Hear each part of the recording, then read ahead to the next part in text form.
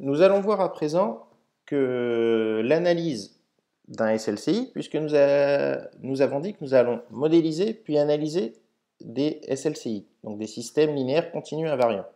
L'analyse, elle va pouvoir être faite avec deux focales différentes. D'une part, une analyse temporelle ou d'autre part, une analyse fréquentielle. Et on verra que chaque type d'analyse apporte des informations complémentaires l'une de l'autre. D'accord? Et on va voir la différence entre les deux types d'analyse. Une analyse temporelle, c'est comment réagit le système au fil du temps. Pour pouvoir parler de la manière dont réagit le système au fil du temps, il va falloir se mettre d'accord sur des signaux tests standards pour pouvoir comparer la réponse de deux systèmes paramétrés différemment, par exemple.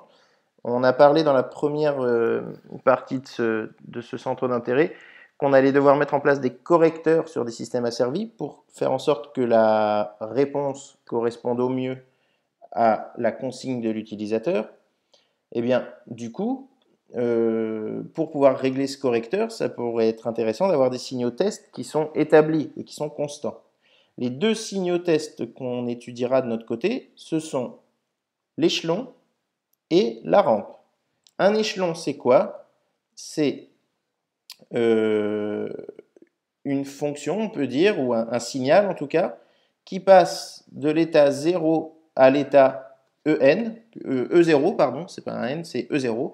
Alors cet état E0, ce sera E0 égale 1 si c'est un échelon unitaire, E0 égale 10 si c'est un échelon d'une valeur de 10. Alors 10 quoi? Ça va dépendre du type de signal qu'on étudie. Hein. Est-ce que c'est un échelon de tension? Est-ce que c'est un échelon de température? Est-ce que c'est un échelon de force, par exemple? Bon, il y a plein de cas de figure possibles. C'est une grandeur physique qui passe de 0 à une autre valeur instantanément. Et cet échelon, en principe, il commence à l'instant t égale 0. D'accord? Donc sa fonction temporelle, que vous pouvez voir à droite ici, c'est quoi? C'est f de t égale E0 fois u de t, avec u de t finalement vraiment la fonction échelon unitaire, qui est égale à 0 si t est inférieur à 0 et qui est égale à 1 si t est supérieur ou égal à 0. Pour ce qui est de la rampe, c'est quoi? C'est un signal tel que l'amplitude de mon signal augmente avec le temps, avec une pente de a, et donc ma fonction temporelle, c'est quoi? C'est a fois t fois u de t. Pourquoi? Parce que, attention, on va toujours étudier des systèmes et des signaux tels que si t est inférieur ou égal à 0, alors tout est égal à 0. Nous, on se limitera à ce cas de figure-là, en tout cas. Donc ici, l'échelon, je suis égal à 0, puis tout d'un coup, je passe à une valeur E0, et la rampe, je suis égal à 0, puis tout d'un coup, j'augmente avec le temps, avec une pente A. D'accord? Ça, ce sont les signaux tests. Signaux tests, ça veut dire quoi? Ça veut dire que ce sont des entrées de ce type-là qu'on mettra à notre système. Et on observera la sortie face à ces entrées-là, en réponse à ces entrées-là, on va dire. Et ça va nous permettre de quantifier quoi? Ça va nous permettre de quantifier la précision et la rapidité de faire une analyse temporelle avec ce genre de signaux tests.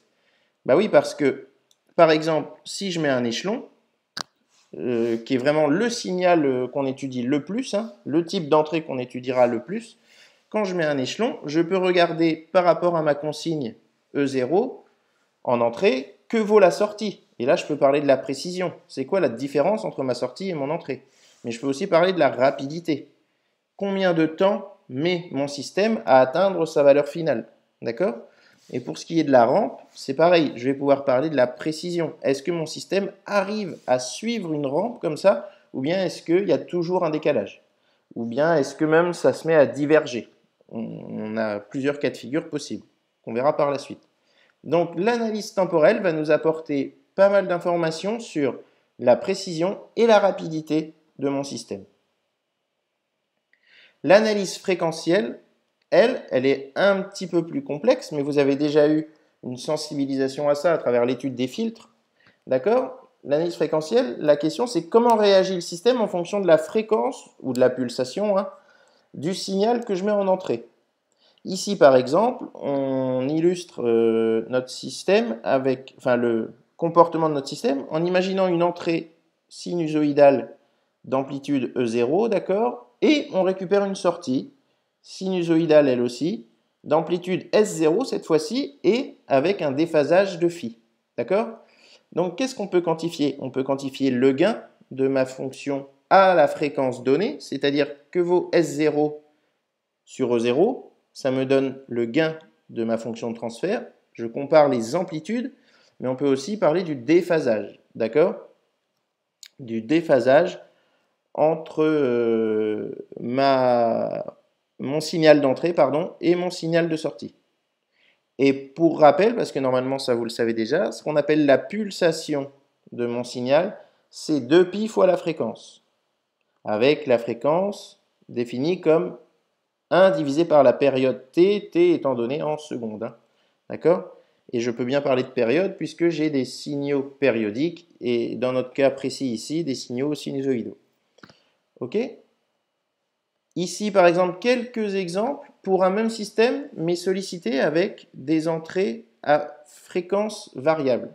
Eh bien, un même système, en fonction de la fréquence à laquelle on va le solliciter, ne va pas avoir la même sortie.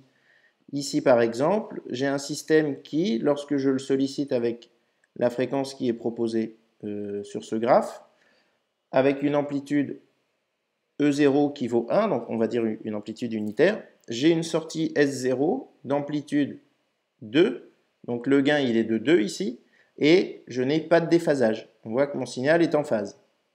Alors que ici, je le sollicite, mon système, avec une fréquence 10 fois plus élevée, puisque j'ai divisé ma période par 10, signal avec une fréquence 10 fois plus élevée, un déphasage apparaît et l'amplitude est toujours quasiment de 2, mais on voit déjà que c'est un peu moins. Le même système avec une fréquence encore 10 fois plus élevée, ah ben là l'amplitude de mon signal de sortie est inférieure carrément à celle d'entrée, alors que tout à l'heure elle était 2 fois plus grande. Et le déphasage s'est amplifié. Et ici on voit que par exemple avec une fréquence encore 10 fois supérieure, j'ai un gain très très faible, puisque mon signal de sortie est quasiment nul, il n'est pas nul, hein, mais il est quasiment nul, et un déphasage vraiment important. Donc tout ça pour dire quoi? Pour dire qu'un même système ne va pas réagir de la même manière quand je le sollicite à différentes fréquences. D'accord?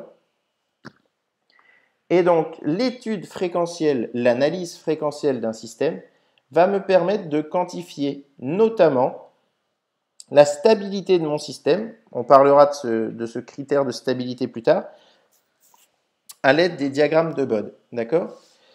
Et on va aussi parler de l'outil diagramme de Bode, même si vous l'avez déjà étudié en principe en physique. D'accord? Mais l'étude fréquentielle, l'analyse fréquentielle va essentiellement nous permettre d'analyser la stabilité de notre système.